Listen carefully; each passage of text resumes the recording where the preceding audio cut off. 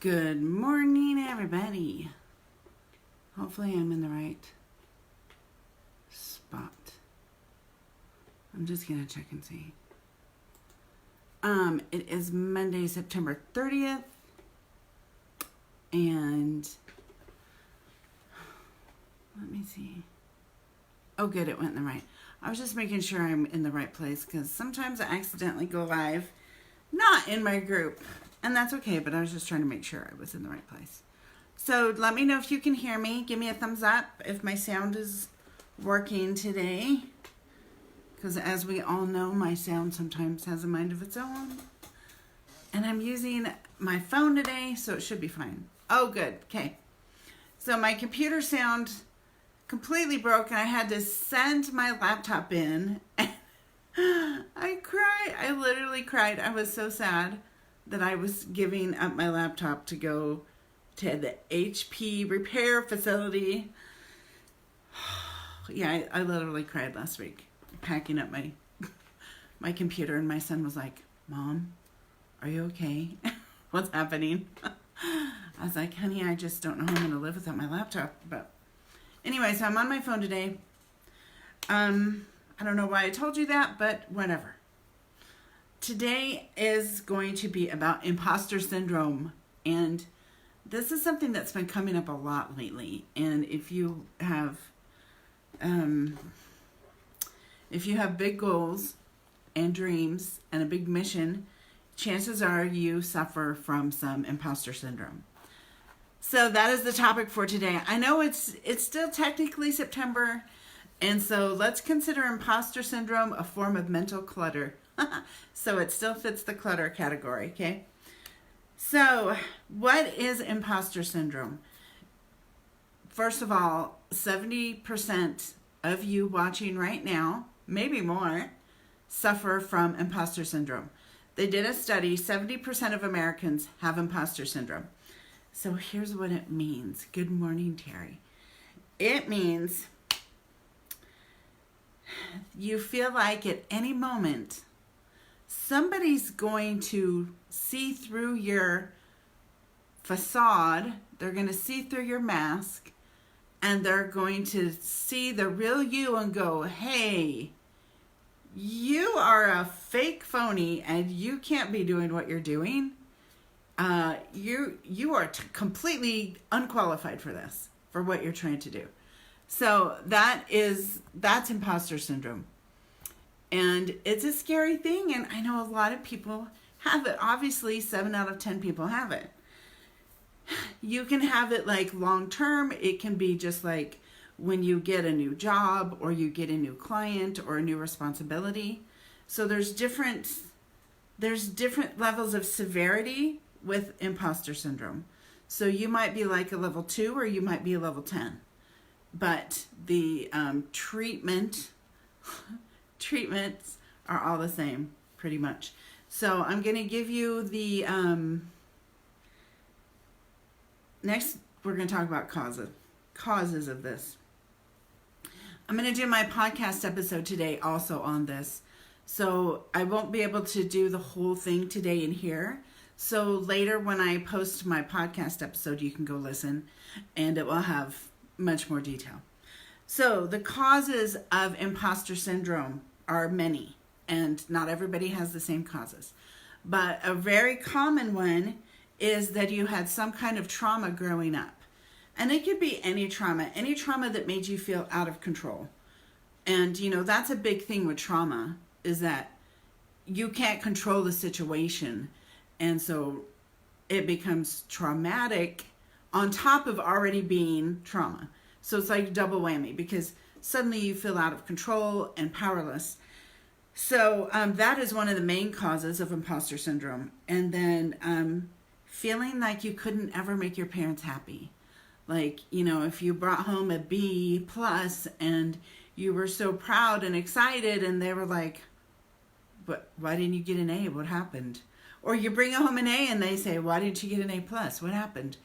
And, they mean well, they want us to be our best, but that can really form some serious limiting beliefs when that happens. So those are just kind of some of the main causes of it. And when you have perfectionism, that's also like super tied up. That's like all tangled up in imposter syndrome. Because when you are a perfectionist, it has all the same kinds of causes as imposter syndrome, and they often go hand in hand.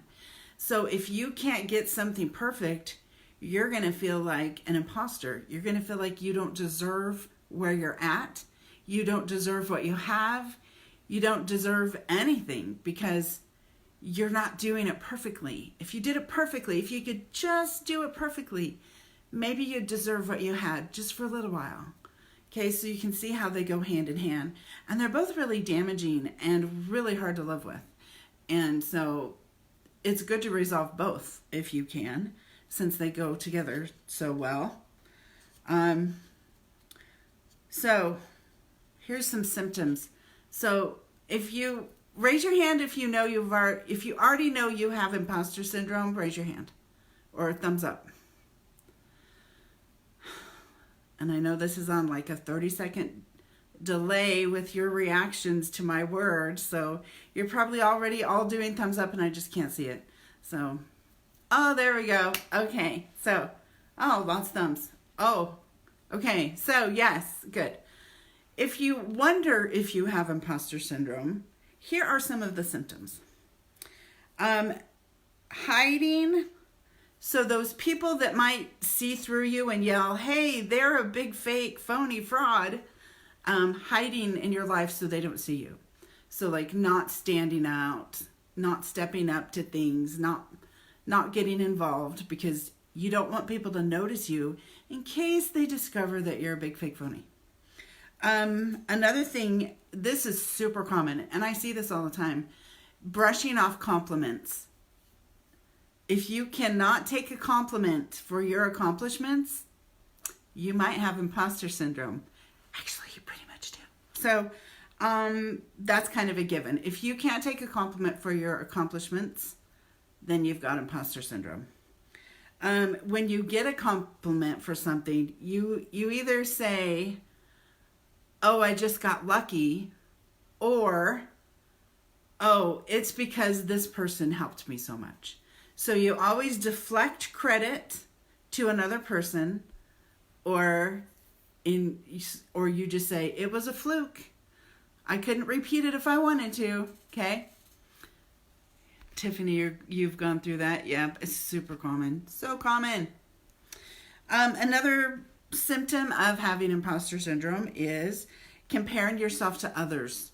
When you compare yourself to others all the time, that's a sign of feeling like a fraud because, or being a perfectionist, either way, because you've got to like measure your progress next to the person, alongside you and say, oh, am I doing better than? I need to do better than them or else I'm a failure. So constantly comparing yourself to others' progress, if you have that, chances are you've got imposter syndrome. Self-sabotage. Okay, here's the reason for self-sabotage in this case is, well, I don't think I can do it perfect, so I'm going to mess up like at this stage, so I never have to get to that stage where I have to perform at 100%.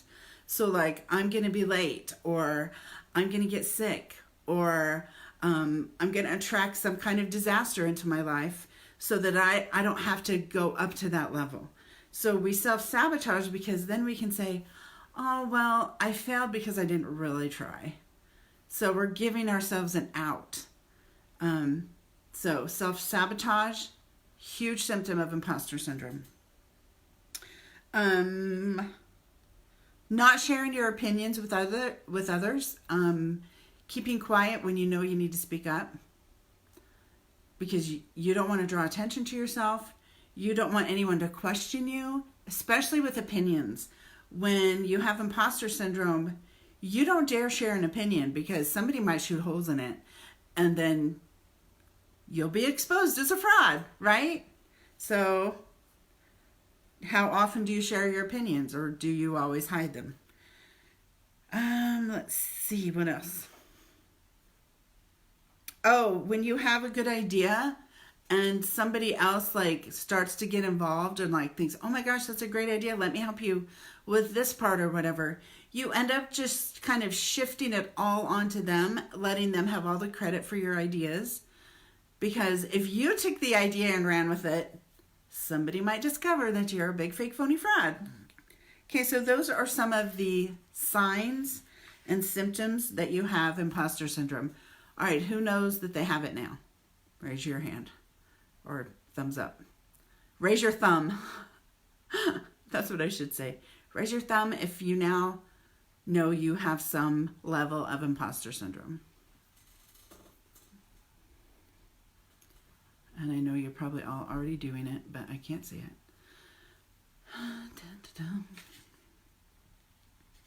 All right, so here are the treatments. Yeah, treatments. Solutions. Solutions might be... Oh, there are the thumbs. Sorry for the delay. That's super annoying, I know. So these are just a few of the solutions. Make a list of your successes. Make evidence that you can see on a piece of paper. If you guys remember recently, I made a whole big like poster of a bunch of testimonials that people had sent me. And I love that. Like that totally makes me feel better when sometimes I'm like, what do I think I'm doing? Who do I think I am trying to be a life coach and speak all over the place? And who cares? What if I'm totally wrong, right? So I have this whole big thing of testimonials and I love it. So make records of your successes. When you do something awesome, put it on the list. I want you to keep a master list somewhere of all your successes. Now this one's going to sound weird. Make a list of all your failures. Right? It sounds weird, but it's so good because you can go through and analyze what you did in that situation so that you can break it down and say, oh, here's the step that led to the failure. Next time, I will not do this step. Next time, I will switch this out with something different. And so analyzing it scientifically takes all the emotion out of it. Suddenly, you're not having all this failure energy. You're not feeling like a big fake phony because you're breaking it down scientifically and seeing exactly what went wrong. And then you've got to keep going to the next step, figure out what you need to do to make it work next time. Okay, so turn into a researcher. Let's see what else. Talk about your feelings, you guys. I know being authentic can be hard sometimes. You can feel like you're admitting weakness and people won't like you or respect you or take you seriously. But being honest about your feelings is actually really powerful. And if 70% of the people around you feel the same way, then really is it that risky to talk about it? No, you're going to build common ground with people around you and they're going to respect you for being brave and courageous and open and honest about your feelings, and you're going to build new, deeper connections with people. So find someone to talk to about it. Like, don't blab it all over the world every day, all day, because then you'll seem like a crazy person. But find people to confide in and talk about this with, okay? Don't keep it bottled up. Keeping emotions bottled up like that's the worst thing you can do. Let it out and talk to somebody. My favorite, write a manifesto about it.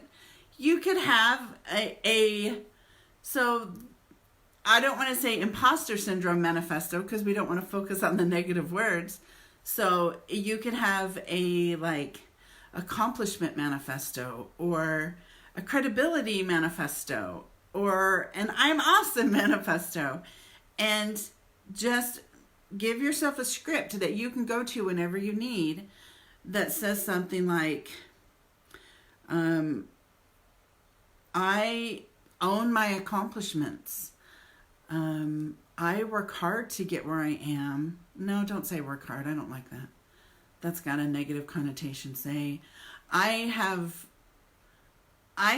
the skills and talents to be where I'm at right now, and I belong here and I can bless the world in this position, or I can help others with the things that I have learned, and, things like that. Focus on the positive side of it.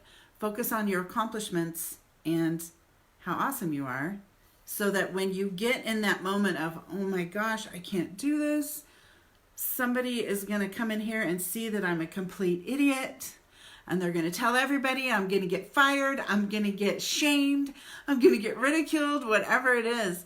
When you get in that moment, when you start to feel like that, pull up your manifesto and argue. Argue with it. Say, no, that's not true. That is my negative chatter going crazy, and here's what's really true. And then speak your manifesto out loud and drown it out. Drown out the negative Nelly in your head. Oh, this is so good. Okay, I love this one. So there is a theory. I don't even know if it's a theory. It might just be true. I think it's true, so I'm not sure what to call it. But there is this thing where you can only see good in others that you have in some degree already in yourself. So if you see that someone is like really kind and they're really generous and they're very fair, you can only notice those good qualities because you have them yourself in some degree. It might be a very small degree. It might be big. I don't know. It's different for everyone. So a really good way to counteract imposter syndrome is to start complimenting other people, but honestly, like sincerely. So look at other people's successes and point it out to them. Say, wow, you did a really good job at that. Or I am always impressed at how you, whatever. If you're bringing it out in other people, pointing it out, celebrating it, realize then, oh my gosh, I only saw that because I have that too. I only saw that good quality in them because I have some degree of that good quality myself. And that's a huge counter to imposter syndrome, because if you can see it in somebody else, you've got it yourself. So find the good in other people, point out their successes, celebrate with them, and give them some, good validation for their accomplishments. And then you're helping get rid of their imposter syndrome at the same time. So it's a win-win, double whammy. The last one I have on here is to let go of having to always be in control and always being a perfectionist. And I'm gonna get vulnerable with you guys and tell you I have control issues. Hold on, I need a drink.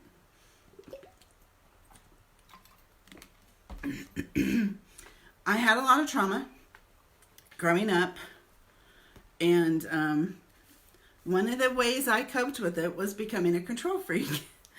So I was having a breakthrough this weekend because I have a very specific goal, and every day I pray and meditate and I get my next step. So whatever God tells me to do, that's what I do that day. So I had a message, I had a download that was like, Kelly, you've got control issues. You need to have a breakthrough about your control issues. And I was like, oh, okay. I don't want to, but okay, because I knew it would be a big one. So my sweet husband, who's also like my private mentor, because I always call on him whenever I need him, and he's really good at coaching. So I told my husband, honey, I've got to have this breakthrough today on my control issues. And he said, okay, let's go. You want to go to the river, or do you want to go to the breakthrough room? It was raining outside, so we went to the breakthrough room. So I had this amazing breakthrough. Again, I cried a lot, of course. But I just wanted to tell you my new belief because it's really good. And it's funny because my breakthrough started one day and then kind of one way and then shifted into another breakthrough, which sometimes breakthroughs do, and that's okay. So my new belief is I surround myself with high achieving people that help me level up my life and business. I mastermind with the best to become my best self. So basically, I'm relinquishing control to people around me who are at a higher level and have achieved more than me, instead of thinking, oh, I'm going to do this all on my own. I'm going to figure this out on my own. I'm going to make it happen on my own. So I'm letting go of that. And I'm going to, it's funny because I always have coaches. Like, I hire coaches all the time, but for some reason, I've reached a level now where I need more. I need more than just coaches, and I usually have at least two at once. But I feel like now I need a mastermind. And I want to be the dumbest person there. Like, I want to be the lowest person there so that I can just be raised every time. It's going to be amazing. So I'm on the lookout for a high-end mastermind if anyone knows of a good one. So that's pretty much it for the Imposter Syndrome training for today. And thanks, Rose. I think I'm going to continue this probably another week because there's more stuff to cover, and I think it's really important, and it's really kind of permeated our whole society. So I'm going to probably do another week on it next week. So let me tell you where I'm going in the next couple weeks, because I always want you guys to come hear me speak and hang out with me. So let's see. Today's Monday, right? Yes. Okay, so this Friday I'm speaking in Topeka, Kansas, where I grew up. I'm excited for that. Beth Griffiths. She's awesome. You're right. Yes, I love her, Rose, and I will look into that. So I'm speaking at the Break Room in Topeka, Kansas, and I am doing my Manifesting Clients workshop. So, I do a manifesting workshop, and when I speak to just business owners, I tailor it to manifesting more business and clients. So that's what I'm doing on Friday in Topeka, Kansas. And then, let's see, 2 weeks after that, I'm going to Oklahoma City, and I am speaking at Allie's on here, Aline Lim, at her Natural Healing Festival in Oklahoma City, and I am doing manifesting there also. So it's only 2 hours, so it's just like a keynote instead of a workshop. But I'll have a booth there, and so that's going to be awesome. And she has room for more vendors, you guys. And so if you feel like it's time for you to move out of state to share your products outside of Utah, and I know not everybody on here lives in Utah. Most of my followers are here in Utah because that's where I live now. But come to Oklahoma with me, August 18th and 19th. If you live here in Utah, road trip. I was going to fly, but then somebody wanted to ride with me, and then she ended up not coming, so I didn't get a flight, so now I have to drive. So now I need road trip buddies. So if you want to ride with me, come ride with me. It's going to be super fun. I love road trips. I'm super fun on road trips. So, and you can bring stuff and have a vendor booth at the Natural Healing Festival. So if you were any kind of like energy healing, health, mindset, anything like that, come get a booth. The price of the booth is one item to donate to the silent auction. What? That's ridiculous. That's so good, you guys. A vendor booth at a 2-day event, well, 1.5-day event, and the price is only one item donated to the silent auction. So come with me if you want. It's going to be awesome. I've still got room. What else? So that's October 18th. November 2nd, I'm speaking in Evanston, Wyoming. But I don't know if that one's open to the public, so maybe I won't say more about that. If you live in London or want to come to London with me, I'm speaking in London on November 23rd at the Women in Business Conference. Let's see what else. What else do I have? Oh, I made a list. Let me look at my list. Oh, I have to tell you guys about this. Oh, Allie says even if you have crafts, any kind of vendor booth will be awesome. So Lynn and I have been talking about masterminds this weekend, and we decided we think it's time to start our own mastermind. And we're going to start in January, and it's going to be 6 months long, and we're going to meet once a month for a day. Like, we're going to go get a space, and it's going to be like a full day thing. And so if you guys went in on that, you've got to be able to get there. It's not going to be by Zoom. It's going to be in person. So if you're outside of Utah, you're still absolutely invited, but you have to get there in person. So more information coming on that. It's going to be awesome. And so we're going to make our own mastermind. Plus we're looking for a good mastermind to join. What else? Oh, Rose. Yeah, that would be fun if you could come, Rose. I'm sorry you can't. Dang it. Let's see. Oh, swag bags for the cruise. The December cruise, I think I have 3 swag bags lined up. Three things lined up for the swag bags. So December is female mastermind, so it's all female business owners, a few husbands coming along. So if you want to have your item in the swag bags, it's $25 to sponsor the swag bags. And that gets you your item in whatever cute little packaging you want to do with your contact information. For $100, you can do the VIP swag bag sponsorship, which means you get the same thing as the other one, but then I post about your product in our Facebook group for the cruise. And on the first night of the cruise, when I hand out the swag bags, I pull your item out and talk about it and see how awesome it is. So I have those 2 levels of sponsorship. Let me know if you want to be in those. About 6 of the women are from Arizona. No, 5 are from Arizona. 1's from,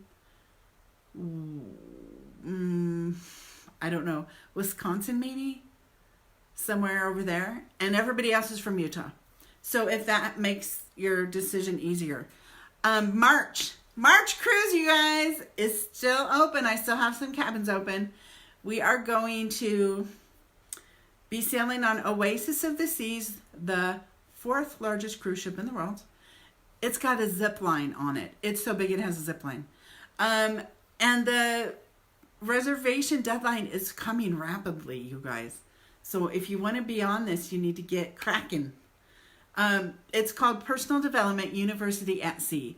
All the 3 days we're at sea, we have all different personal development classes. It's going to be so fun. It's literally going to be like a university at sea. And at the end of it, you might get a diploma. Yeah, you'll get a diploma. It's going to be awesome. So we have some amazing speakers coming. They're going to teach you so much awesome stuff. You're going to make friendships that last a lifetime. You're going to have so much fun. And we're going to do a group shore excursion, something that will scare you a little bit, but will be really good. Stretch your comfort zone a little bit. So you can, if you go to my website, thequeenofmanifesting.com/cruises, you can go in there, you can look at the details, you can get registered, you can email me with questions. I have 3 rates. A balcony cabin is $1,700. A window cabin is $1,600, and no window is $1,500. And that's per person in a shared room. You can also get your own room, which is more. So let me know who's coming. If you need to make payments, we can do October, November, December. It has to be paid by at least 1,000 of it needs to be paid by December 15th. And then January you could make your last payment. So if you want to divide it up into like 4 payments, you can still do that. But it costs a little more that way. So if you pay all up front, it's the price I told you. If you make payments, it's like 10% more. So Allie's one of our speakers. She's coming. I've got Donna Campbell, who does theta healing. I have Elizabeth Otis coming from Chicago, and she does making your dreams into reality. And oh my gosh, I have so many fun people coming. I've got like I think I have 7 speakers lined up, and I have a few more in the works.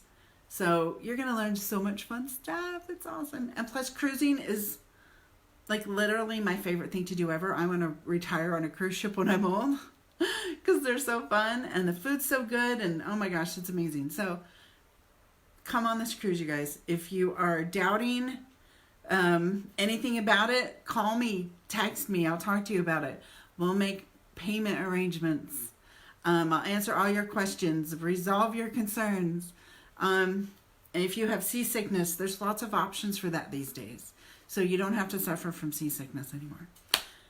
Let's see, anything else? Oh, if you're doing the Kingdom Organizer thing with Richard Paul Evans, today is the last day to sign up. If you have anybody else you want to get signed up with you, if you want to get an affiliate check in October, today's the last day. After today, you have to wait another whole month to get paid your affiliate commissions. So if you have not signed up yet and you're going to do that, sign up today. Today's the last day. Yes, and the new leather journals are out. They're so pretty. So you'll get your new leather journal too. Let's see. I think that is everything I wanted to talk to you guys about. Oh, and it's 10:01, perfect timing. I've got a coaching appointment right now, so I got to go. I love you guys. Message me with any questions. Come on the cruise with me. Get over your imposter syndrome and watch for the podcast to come out later today, and you can hear more details about imposter syndrome. Okay, that's it. I love you guys. I will see you later. Have a great day.